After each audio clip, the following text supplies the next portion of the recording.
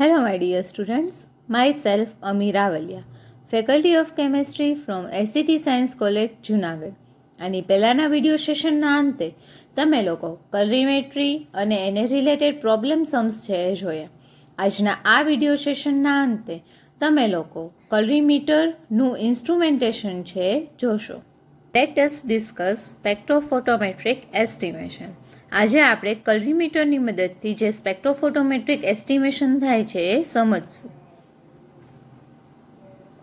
એમાં સૌથી પહેલાં આપણે જોઈએ ધ કમ્પોનેન્ટ્સ ઓફ કલરીમીટર, એટલે કે કલરીમીટર છે એ શેનું બનેલું હશે. જ્યારે પણ તમે કલરીમેટ્રીનું ડિસ્કશન કરતા હોય ત્યારે એને મેઝરમેન્ટ કરવા માટે, એને મેઝરમેન્ટ કરવું એટલે કે ટ્રાન્સમિટન્સ અને એબ્ઝોર્બન્સ, એને મેઝરમેન્ટ કરવા માટે આપણે જે ઇન્સ્ટ્રુમેન્ટ યુઝ કરીએ છીએ એને આપણે કલરીમીટર છે એ કહીશું. તો સૌથી પહેલાં તો એના કમ્પોનેન્ટ્સ છે આપણે ડિસ્કસ કરી લઈએ. એનો સૌથી પહેલો કમ્પોનેન્ટ અહીંયા તમને આપેલો છે લાઇટ સોર્સ. બરાબર, કલરીમીટર છે એટલે એની અંદર જે યુઝ થતો લાઇટ સોર્સ છે કયો છે? સેકન્ડ વન છે કવેટ, કે એની અંદર જે સેમ્પલ હોલ્ડર હોય છે કે જેની અંદર આપણે સેમ્પલ છે એ મૂકીએ છીએ એને શું કહેવામાં આવે છે? તો કે કવેટ. એના પછી થર્ડ વન છે ફિલ્ટર, જેને અધર વર્ડમાં મોનોક્રોમેટર પણ કહેવામાં આવે છે. જ્યારે આપણે કલરીમીટરનો પ્રિન્સિપલ છે એ જોયો હતો, એ પછી લેમ્બર્ટ બિયર્સ લો હોય, ગ્રોથુસ લો હોય કે બીજો કોઈ પણ લો હોય, એમાં એક વર્ડ છે એ આપણે ખાસ કીધો હતો કે લાઇટ છે એ કેવી હોવી જોઈએ? તો કે મોનોક્રોમેટિક હોવી જોઈએ. તો લાઇટને જે મોનોક્રોમેટિકમાં કન્વર્ટ કરે છે એને તમે શું કહેશો? તો કે મોનોક્રોમેટર. એના બાદ થર્ડ પછી ફોર્થ કમ્પોનેન્ટ છે કલર્ડ સોલ્યુશન. એ પણ આપણે ડિસ્કસ છે એ પહેલાં કરી ગયા કે તમે કેવા સોલ્યુશનનું મેઝરમેન્ટ છે આની અંદર કરી શકશો? કલર્ડ સોલ્યુશનનું. અને જો તમારું સોલ્યુશન કલર્ડ ન હોય અને એનું કોન્સન્ટ્રેશન ટ્રાન્સમિટન્સ અથવા તો એબ્ઝોર્બન્સની મદદથી તમારે ડિસ્કસ કરવાનું હશે, મેળવવાનું હશે, તો એને આપણે કેવું કરીએ છીએ? તો કે કલર્ડ કમ્પાઉન્ડ બનાવી દઈએ છીએ અલગ અલગ કલરિંગ એજન્ટ છે એ એડ કરીને. એના પછી નેક્સ્ટ છે ગલ્વેનોમીટર અને લાસ્ટ વન છે એમ્પ્લીફાયર અથવા તો રેકોર્ડર. આ બધા કમ્પોનેન્ટ છે આપણે આજના આ વિડીયો સેશનના અંતે ડિસ્કસ કરવાના રહેશે. Now let us discuss the function of each component, in which first one is light source. કે કલરીમીટરની અંદર જે લાઇટ આવે છે એ લાઇટ સોર્સ છે એ કયો છે? એમાં ટુ કાઇન્ડ ઓફ લેમ્પ છે એ આપણે યુઝ કરીએ છીએ, જેમાં ફર્સ્ટ વન છે હેલોજન ડ્યુટેરિયમ સેલ અને સેકન્ડ વન છે ટંગસ્ટન લેમ્પ. આ બંને લેમ્પમાં ફેરફાર છે એ કેટલો છે? તો કે હેલોજન ડ્યુટેરિયમ લેમ્પ છે એ અલ્ટ્રાવાયોલેટ રેન્જ એટલે કે 200થી લઈને 900 નેનોમીટર સુધીમાં વર્ક કરે છે. આફ્ટર દેટ ટંગસ્ટન લેમ્પ છે એ કેમાં યુઝફુલ થાય છે? તો કે વિઝિબલ રિજન એટલે કે 400થી લઈને 760 નેનોમીટરની અંદર યુઝ થાય છે.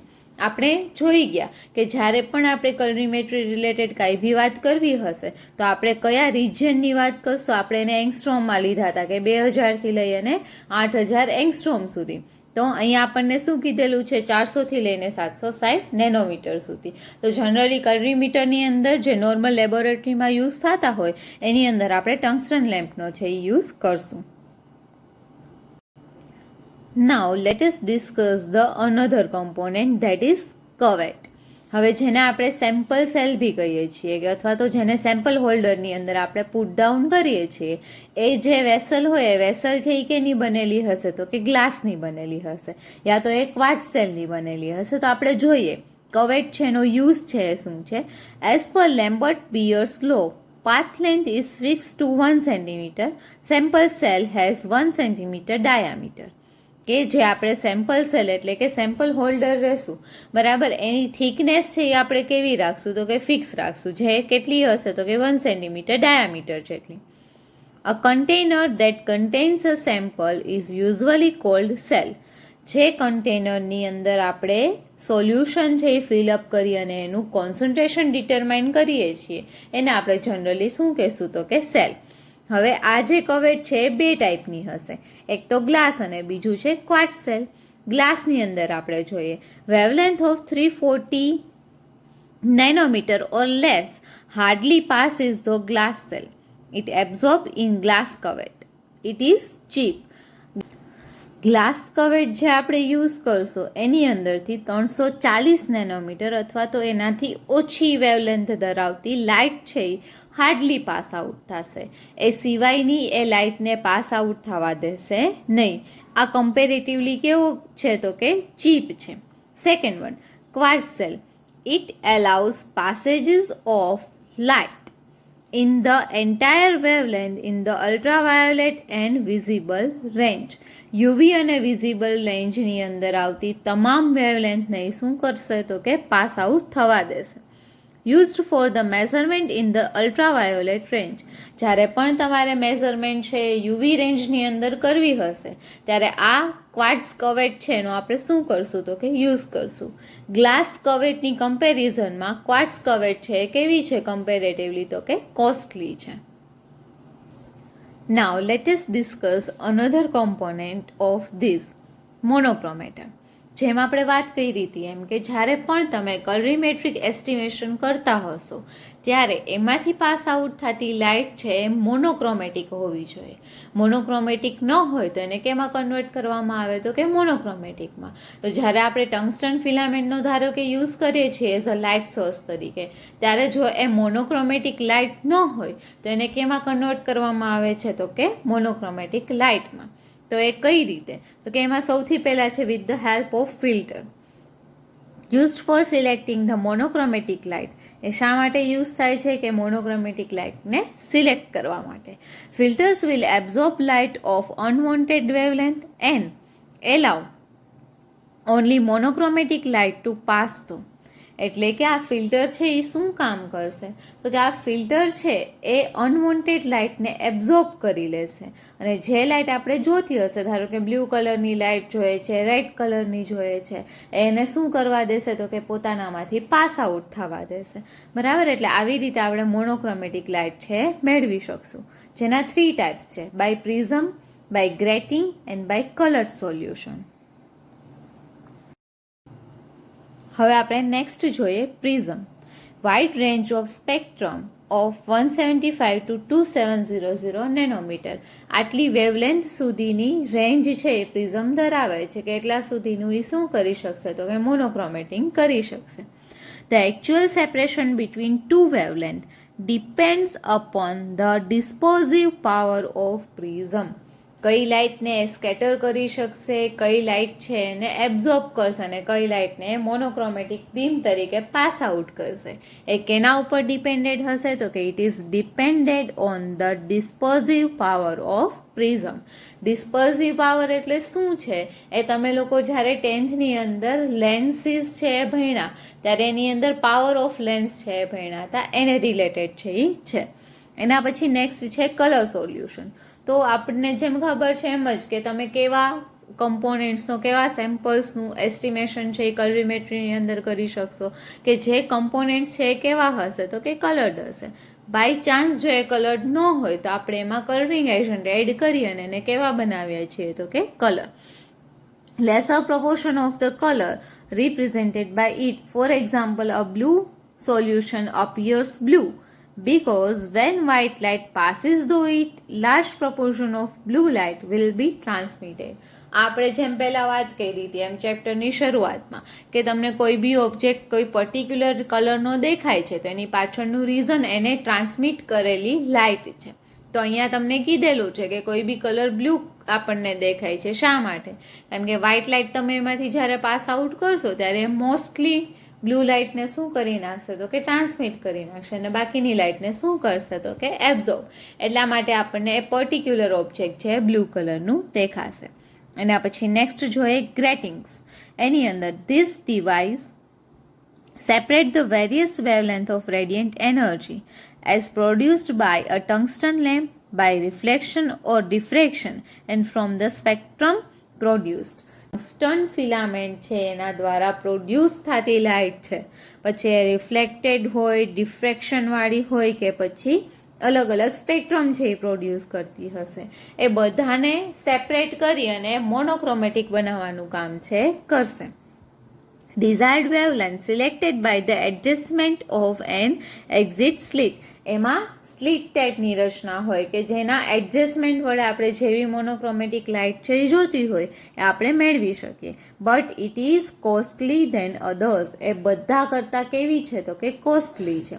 તો ફિલ્ટર્સ જે આપણે યુઝ કરીએ છીએ પ્રિઝમ, કલર સોલ્યુશન અને ગ્રેટિંગ્સ. આ ત્રણેયમાંથી સૌથી કોસ્ટલી છે એ શું છે તો કે ગ્રેટિંગ્સ. Now let us discuss photocell, જેને આપણે અધર વર્ડમાં ફોટો ડિટેક્ટર પણ કહેશું. These are the devices to measure the intensity of light by converting light energy into electrical energy.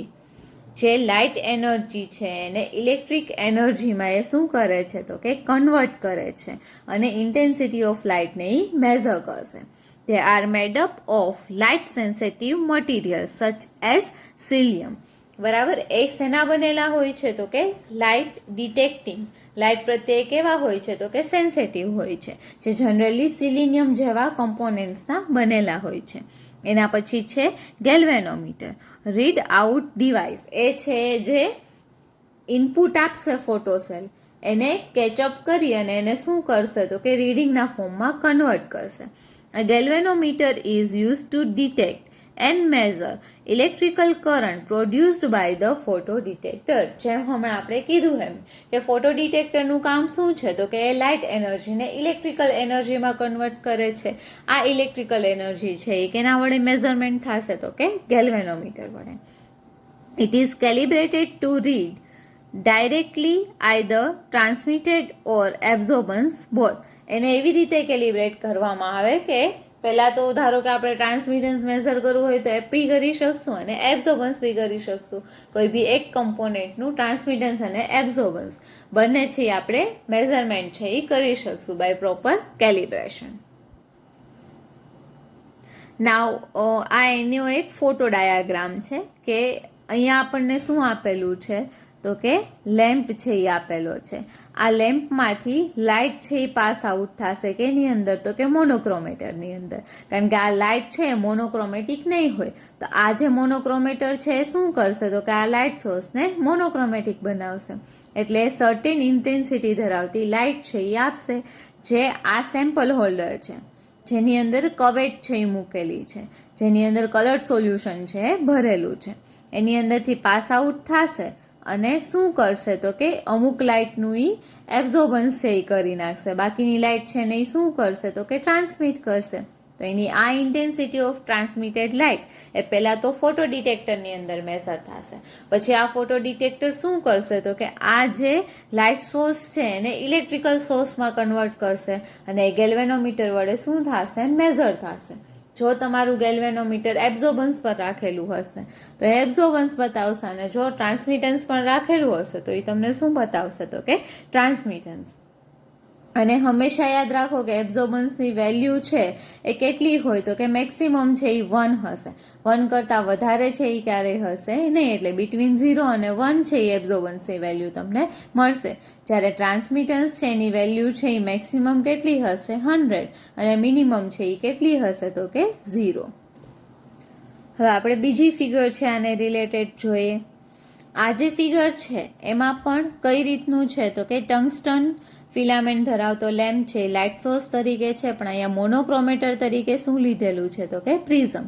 એ પણ શું કરશે તો કે આની અંદરથી જે લાઇટ પાસ આઉટ થાય છે એને મોનોક્રોમેટિક કરી અને આગળ છે એ પાસ આઉટ કરશે. એ દરમિયાન ધારો કે એની ઇન્ટેન્સિટી છે એ કેટલી છે તો કે I0 જેટલી. હવે સેમ્પલ હોલ્ડરમાંથી શું થશે તો કે પાસ આઉટ થશે. એ દરમિયાન અમુક લાઇટ છે એને એબ્ઝોર્બ કરશે ને બાકીની લાઇટને શું કરશે તો કે ટ્રાન્સમિટ. એબ્ઝોર્બ કરેલી લાઇટ છે એ કેટલી હશે એના ઉપર ટ્રાન્સમિટેડ લાઇટનો આધાર છે એ રહેલો છે. આ ટ્રાન્સમિટેડ લાઇટ છે અત્યારે લાઇટના ફોર્મમાં છે એ હશે, એનર્જી લાઇટ એનર્જીના ફોર્મમાં હશે. અહીંયા ફોટો ડિટેક્ટર છે એ શું કરશે તો કે આ એનર્જીને ડિટેક્ટ કરશે, એને ઇલેક્ટ્રિકલ એનર્જીમાં કન્વર્ટ કરશે અને ગેલ્વેનોમીટરમાં એને ડિટેક્ટ કરી અને રેકોર્ડર તરીકે ધારો કે આપણે કલરીમીટરની વાત કરીએ તો એમાં તમને ડિજિટલ ડિસ્પ્લે આપેલી હશે તો એમાં ઓબ્ઝર્વ થશે. કમ્પ્યુટરમાં એટેચ થયેલી હોય તો એ ગ્રાફના ફોર્મમાં પણ તમને મળી શકે. Now let us discuss the advantages of colorimeter. Here the manual operation are limited. આનું જે મેન્યુઅલ ઓપરેશન છે એ કેવું છે તો કે લિમિટેડ છે. મેન્યુઅલી તમારે બહુ ઝાઝો ફેરફાર છે એ કરવો પડતો નથી. It is very easy to operate. આને ઓપરેટ કરવું છે એ એકદમ ઇઝી છે. For the photometric reading of unstable colored complexes, the single cell photometer can be very useful. Single cell ધરાવતો ફોટોમીટર અથવા તો તમે કલરીમીટર કહી શકો એ કેવો છે તો કે વધારે યુઝફુલ છે. જનરલી કેવું હોય કે કલરીમીટરનો યુઝ આપણે કલર્ડ કમ્પાઉન્ડ માટે એટલા માટે કરીએ કે જનરલી આપણે જે સિમ્પલ એસ્ટિમેશન કરીએ છીએ લાઇક એસિડ બેઝ ટાઇટ્રેશન, તો એની અંદર આપણે શું કરીએ તો કે ફિનોલ સેલિન છે કે પછી મિથાલોરેન છે એવો પર્ટિક્યુલર ઇન્ડિકેટર એડ કરી અને આપણે કલર ચેન્જ છે એ ઓબ્ઝર્વ કરીએ. એના પછી N1V1 is equals to N2V2 પ્રમાણે એની શું ફાઇન્ડ આઉટ કરીએ તો કે કોન્સન્ટ્રેશન. પણ જ્યારે કલર્ડ કમ્પાઉન્ડ હોય ત્યારે કલર ચેન્જ છે એ મેઝર કરવો થોડો ડિફિકલ્ટ હોય, બરાબર, અને એને એપ્રોપ્રિએટ છે ઇન્ડિકેટર ન પણ હોય. તો એવા બધા એસ્ટિમેશન માટે, એવા સોલ્યુશન માટે માઇક્રો લેવલ ઓમાં તો શું છે તમારે 50 ml ની આખી બ્યુરેટ ભરવી પડે, 10-10, 5-5 ml છે એ તમે પાઇપેટની અંદર પાઇપેટની મદદથી કોનિકલ ફ્લાસ્કમાં લ્યો, પછી ટાઇટ્રેશન કરો. એના કરતાં આની અંદર માઇક્રો લેવલે, સાવ નાના લેવલે તમે શું કરી શકશો તો કે એસ્ટિમેશન કરી શકશો. ઓમાં કલર ચેન્જમાં કલર બ્લાઇન્ડનેસ હોય તો કોન્સન્ટ્રેશન છે જે હોય એના કરતાં ઓછો અથવા તો વધારે આવી શકે. આમાં છે એ પ્રકારનો કાંઈ પ્રોબ્લેમ રહેતો નથી. તો આ હતું કલરીમીટરનું આખું ડિટેક્શન કે એનું ઇન્સ્ટ્રુમેન્ટેશન. આજના આ વિડીયો સેશનના અંતે તમે લોકો ઇન્સ્ટ્રુમેન્ટેશન ઓફ કલરીમીટર અથવા તો જેને તમે સ્પેક્ટ્રોમેટ્રિક એસ્ટિમેશન પણ કહી શકો એ જોયું. હવે નેક્સ્ટ સેશનની અંદર તમે લોકો આ ચેપ્ટરનો લાસ્ટ ટોપિક છે એ જોશો કે જે ગ્રાફિકલ રિપ્રેઝન્ટેશન ઓફ કલરીમીટર છે.